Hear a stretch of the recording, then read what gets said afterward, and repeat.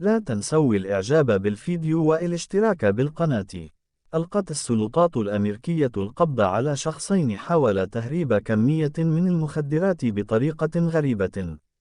واعتقلت السلطات في ساوث كارولينا أنتوني ميلر وسيميكا ميتشم لمحاولتهما تهريب مخدرات، وذلك بوضعها داخل بطن مزيفة تظهر السيدة كما لو أنها حامل.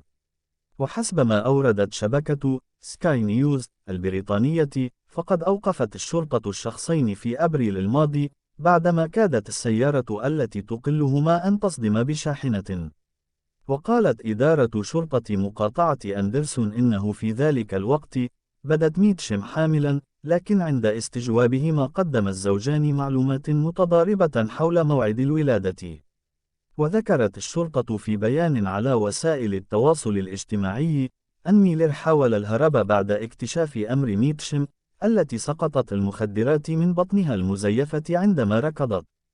ووفق الشرطة فقد عثر في البطن المزيفة على 1500 جرام من الكوكايين، الأمر الذي جعل السلطات توقف الشخصين لاستكمال التحقيقات المطلوبة في مثل هذه الجرائم.